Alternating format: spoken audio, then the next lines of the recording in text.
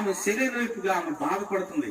అయ్యో, నన్ను చూసి ఎందుకు వారు భయపడుతున్నారు, నాకెందుకు ఈ బాధ, నేను ఎవరు పక్షులకు పిలవట్లేదు, ఎవరు నన్ను ప్రేమగా పలకరివ్వట్లేదు, ఎవరు నన్ను ఓదార్చడానికి దగ్గర రావట్లేదు, నాకు రోగం వచ్చినా నేను తిన్నానా తినలేదన్నా పట్టించుకున్నవారు ఒక్కరు లేరు నా దగ్గర.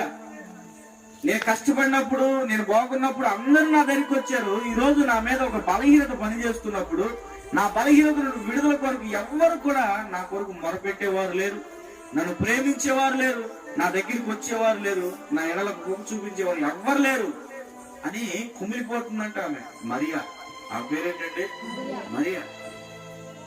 ఆమె ఏడుస్తూ ఉన్నప్పుడు రే నాన్న ఇదిగో కచ్చిని తీసుకొని ఓదార్చేవారు లేరు.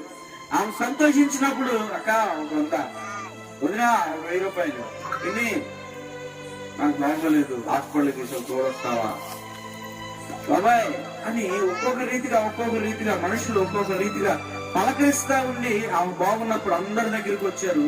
ఈ రోజున బాబాయ్ అన్నవాడు, పిన్ అన్నవాడు, అక్క అన్నవాడు, పెదనాన్న అన్నవాడు, అమ్మ అన్నవాడు, నాన్న అన్నవాడు ఎవ్వరు ఆమె దగ్గరికి వచ్చి సహాయం చేసేవారు లేరంట. ఆమె బాధపడుతూ కృంగిపోతూ ఏడుస్తున్న సమయాల్లో యేసు ప్రభు వారు తన ఇంటికి వాజారి వైపు వెళ్ళాడు. వెళ్ళి యేసయ్యాని పాదాల మీద పడగానే ఆమెలో ఉన్న 7 దెయ్యాలు ఆమెను విడిచి వెళ్ళిపోయారు. దేవుని స్తోత్రం చెప్పండి. దేవుని గట్టిగా స్తోత్రం చెప్పండి. హల్లెలూయా.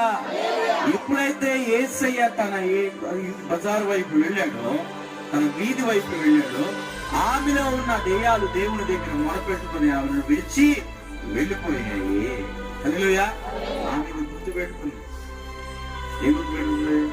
దేవుడు నన్ను స్వస్థపరిచాడు. ఎవరు స్వస్థపరిచారండి?